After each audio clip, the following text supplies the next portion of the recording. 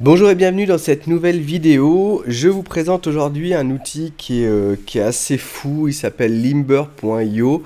Ce sont les leaders et les spécialistes du partage de contenu collaboratif quand vous avez une équipe tout autour de vous, notamment si vous avez une petite équipe ou alors vous êtes carrément une énorme boîte, une énorme entreprise. Eh bien, il y a ce qu'on appelle l'employee advocacy, c'est-à-dire la capacité de l'entreprise à se baser, s'appuyer sur ses collaborateurs, ses salariés pour pousser plus loin son message. Et donc Limber, c'est un outil qui va vous permettre de effectivement planifier un certain nombre de publications sur vos différents médias, que ce soit vos réseaux sociaux, votre site WordPress, votre chaîne YouTube, mais également de créer des scénarios où vous allez pouvoir partager ces contenus avec vos collaborateurs, que ce soit eux-mêmes qui choisissent de le répercuter, que ce soit sur Twitter, sur LinkedIn, etc.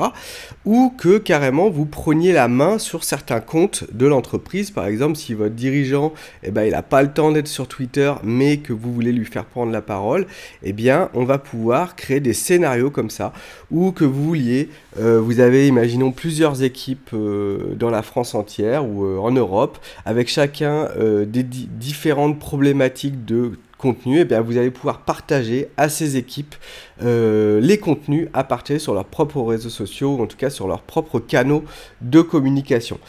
Ils sont pas beaucoup en France à faire ça. Il y avait Socialymap, et donc il y a Limber, et Limber c'est en tout cas de ce que j'ai compris, parce que j'ai rencontré son fondateur par hasard dans un petit événement de réseautage, l'un des fondateurs qui s'appelle Jérémy Lip, et il m'a dit bah vas-y, il faut que tu essayes, et du coup j'étais assez bluffé par les capacités du logiciel. C'est assez profond, je vais pas aller dans toutes les fonctionnalités parce que moi-même je les maîtrise pas encore, mais franchement vous pouvez faire des trucs assez énormes. Donc comment ça se passe? Première étape, là je suis dans l'onboarding, il m'a créé un compte, je vais pouvoir le tester pendant quelques semaines ou mois même. Donc on va devoir connecter nos chaînes. Ça veut dire quoi? On a plusieurs chaînes possibles. Il y a les chaînes sortantes, donc c'est là où on va pouvoir publier. Donc si vous avez un profil Facebook, je sais pas, le profil personnel, le profil du directeur, le profil du responsable marketing, on va pouvoir connecter à des pages, donc la page d'entreprise. On va pouvoir connecter à des groupes, si vous avez des communautés sur Facebook. On va pouvoir évidemment connecter des comptes Twitter, autant qu'on veut. Ça dépend un petit peu du compte que vous avez acheté, hein, mais a priori on n'est pas limité. Je ne veux pas dire de bêtises parce que, encore une fois, je découvre en même temps que vous. Il m'a fait une grosse démo cet après-midi, donc j'ai vu l'ensemble des fonctionnalités, mais je ne suis pas encore expert. Sur LinkedIn, on va pouvoir connecter des comptes. Donc pareil, le compte de la directrice RH, le compte du salarié, le compte du stagiaire et des pages LinkedIn évidemment. On va pouvoir aussi connecter à WordPress. Donc ça veut dire qu'on va pouvoir se servir de cette plateforme, non pas juste pour pousser des contenus, mais aussi pour publier des contenus directement sur votre site. Voilà, effectivement vous pouvez continuer à publier sur WordPress, mais ça peut devenir une plateforme centrale où vous allez pousser les contenus vers vos différents médias. Instagram, évidemment. On va pouvoir pousser des contenus vers Google My Business. Vous savez que pour le référencement local, le fait de pousser des publications, ça aide. On va pousser enfin vers des chaînes YouTube. Qu'est-ce qu'il y a encore? Le mur du contenu, le contenu de mur, pardon, c'est ce qui va apparaître là, c'est là où on peut avoir le résultat de notre veille que l'on va pouvoir pousser à des collaborateurs. Et puis, il y a une possibilité d'envoyer une newsletter aussi. Donc, si vous n'avez pas d'outil d'emailing, vous allez pouvoir pousser à vos collaborateurs, donc je sais pas, les commerciaux, le service commercial, et vous allez pousser la newsletter qui l'intéresse, elle, spécifiquement. Donc vous voyez qu'on a plusieurs usages. Il y a un premier usage qui est de centraliser toutes les communications de l'entreprise et le pousser aux bonnes personnes. Côté collaboratif. Et ensuite, il y a un deuxième aspect, c'est le côté amplification, où on va pousser des contenus à des gens qui vont pouvoir relayer donc vos employés, vos salariés, vos managers, vos commerciaux, tous les gens qui ont un intérêt à pousser des contenus qui ont été faits par vous. Deux intérêts, ça peut être de nourrir le social selling de vos commerciaux, par exemple sur LinkedIn. Donc comme ça, ils vont avoir des choses à pousser. Ils n'ont pas le temps de faire leur veille, ils n'ont pas le temps de faire le boulot du directeur marketing. Pour autant, ils ont besoin de contenu à partager pour travailler leur branding et puis aller séduire des prospects. Et vous allez pouvoir les aider en leur apportant du contenu de cette manière. Et puis, on va aussi pouvoir se jouer des algorithmes sur les réseaux sociaux, parce que vous savez, un post LinkedIn typiquement, mais c'est pareil pour Facebook, Instagram, toutes les plateformes, hein, si dans les premières heures il obtient plein de commentaires, plein de likes, des partages, il va aller beaucoup plus loin que si il a 3 likes qui se battent entre eux. Donc je vais essayer d'en connecter un. Si ça marche pas, je vais avancer dans la presse. Ajouter un compte Facebook. Bing. On va essayer. J'espère qu'ils vont pas me demander le code de cette vidéo. Ok, ça a l'air d'avoir marché. Délégation. Donc, propriétaire Rudy. Alors, ce qui est cool, c'est qu'on va pouvoir déléguer un compte. Imaginons que je suis Rudy Viard. Je suis le directeur de Web Marketing Conseil et que j'ai un petit stagiaire ou une responsable marketing qui s'occupe de mes réseaux sociaux. Je vais pouvoir lui déléguer l'accès et donc elle va pouvoir pousser des contenus sur mon compte à moi. Je ne vais pas aller plus loin pour l'instant. Donc j'en fais qu'un. Voilà, vous pouvez connecter tout et n'importe quoi ici. Qu'est-ce qu'on a ici comme... voilà, délégation. Bon, on va rester là-dessus. Ensuite, on a les canaux entrants. Les canaux entrants, c'est les informations que vous voulez recevoir pour faire votre veille. On se place bien du côté du directeur marketing. Donc, c'est une plateforme pour que le directeur marketing ou le responsable marketing, il puisse d'un côté centraliser de l'information et le repousser vers les salariés, et de l'autre côté, qu'il puisse amplifier vers les canaux sortants tout ce qu'il aura sélectionné. C'est-à-dire qu'on va pouvoir faire des contenus à nous, de marque, et les pousser. Mais on va aussi pouvoir dire, je sais pas, là, si j'ajoute par exemple un flux RSS je sais pas, Le Figaro, Les Échos, Le Monde, peu importe, Mediapart, on va pouvoir obtenir des informations en continu qu'on va pouvoir suivre et les sélectionner pour les pousser. Imaginons que vous travaillez dans l'aérien, que vous voulez faire une veille sur les différentes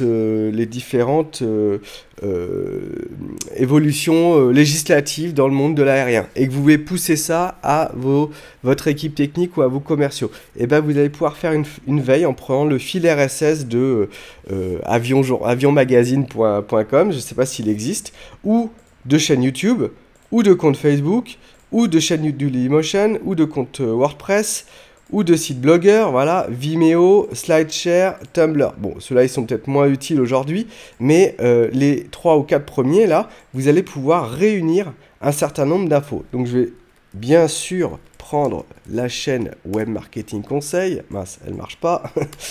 Est-ce que j'ai des choses? Recherche de flux YouTube.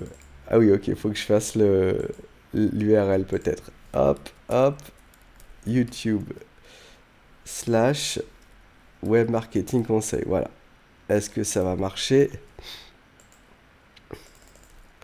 Recherche de flux. Toujours pas. Aucun flux YouTube. Ah ok, il faut que j'ai donc on va faire RSS Le Monde. Parce qu'il faut en fait le flux RSS de la chaîne. Ça suffit pas d'avoir juste l'URL de la chaîne. Bon, je teste avec les actualités à la une. Voilà, là j'ai le fil RSS de Le Monde. Recherche de flux. Ah non, c'est pas YouTube. Hop, ici, c'est bon.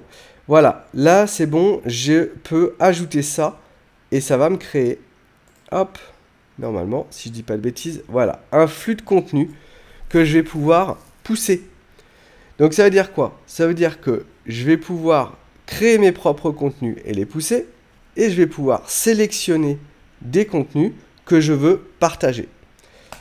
Ensuite, campagne. Alors là, on atteint mes limites parce qu'il m'a montré rapidement. Créer une campagne. Recherchez facilement vos contenus correspondant à la thématique de la campagne. Ok, on va laisser ça de côté parce que je ne connais pas. Par contre, ce que j'ai trouvé super intéressant, c'est qu'on va pouvoir créer des scénarios ensuite de partage. Alors, est-ce que je vais réussir à vous le faire en live? Créer un partage. Non, c'est pas ça. Avec un contenu lié à... Voilà. Donc, en gros, on va pouvoir dire, ok, moi, je veux partager cette info sur l'Allemagne parce que c'est super important pour ma boîte. Choisir au moins un canal. Donc, je vais faire tout sélectionner. Donc, dans ce scénario, on peut sélectionner tous les canaux que vous avez pré-paramétrés. Tout à l'heure, je l'ai vu avec Jérémy Lip. C'est assez impressionnant parce qu'on peut vraiment avoir 10, 15, 20 comptes connectés. Je fais suivant. Est-ce que je vais y arriver? J'ai pas encore de scénario. Ok, je sélectionne ça. J'ai pas encore de campagne. Il va me dire quoi? Ok, bah, je vais la créer alors. Test. Et donc, dans cette campagne... ou plutôt dans ce scénario, est-ce que je vais y arriver? Modifier, déléguer. Non, c'est pas ça. Donc je reviens sur partage, il faut que je crée une campagne d'abord. Je vais pouvoir avoir plein d'interactions de tous les gens de votre entreprise.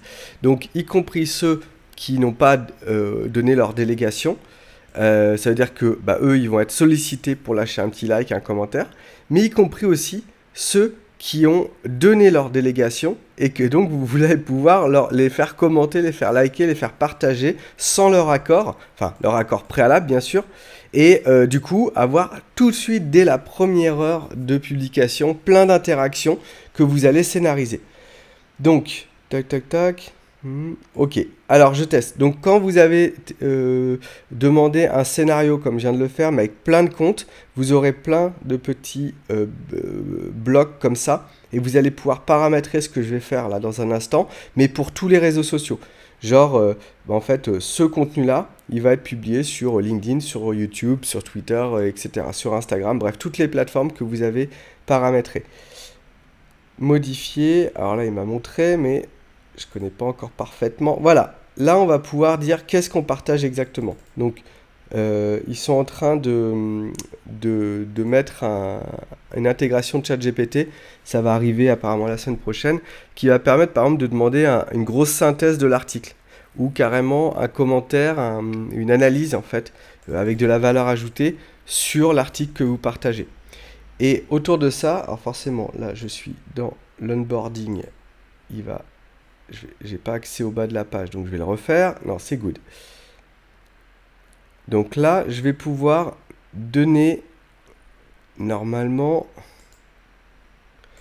Ok, il me propose différentes propositions pour l'analyse.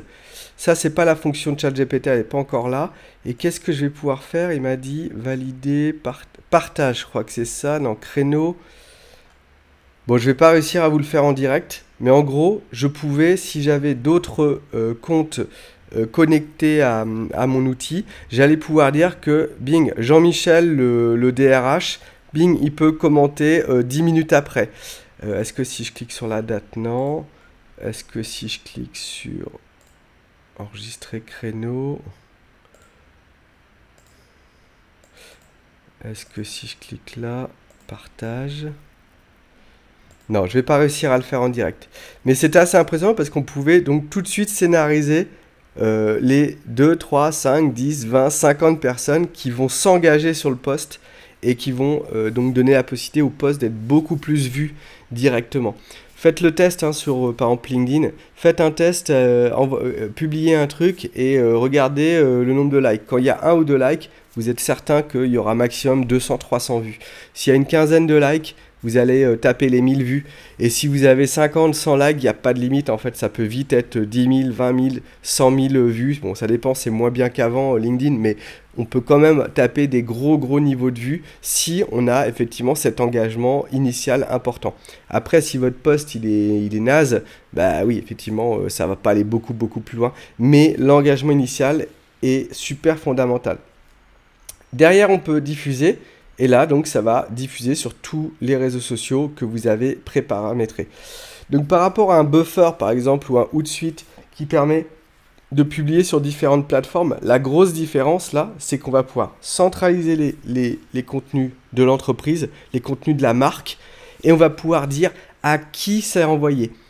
Est-ce que c'est une newsletter pour tous les commerciaux? Est-ce que c'est un tweet qui va mentionner telle équipe? Est-ce que c'est le DRH, le dirigeant qui va prendre la parole?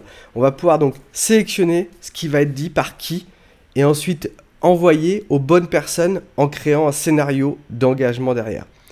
Je ne sais pas si vous voyez la différence, mais ça va beaucoup plus loin. Et donc, effectivement, si vous êtes tout seul, je ne vois pas l'intérêt. Mais si vous êtes une entreprise avec 10, 15, 30, 50, 100 collaborateurs et même plus, alors là, ça peut être monstrueux. Et le deuxième usage, c'est en matière de growth hacking, c'est d'avoir une armée de comptes fantômes, des faux comptes que vous allez vous créer et vous allez pouvoir créer une sorte d'écosystème autour de vos posts avec des likes, des commentaires, des partages de manière très rapide à la manière d'un pod, mais un pod que vous contrôlez de A à Z. Voilà, j'espère que vous avez aimé cette vidéo. Laissez un petit pouce bleu, partagez-vous à la chaîne et partagez la vidéo et abonnez-vous à la chaîne évidemment. Voilà, je partage ça par plaisir, donc encouragez-moi et je vous dis à très vite pour de nouvelles vidéos.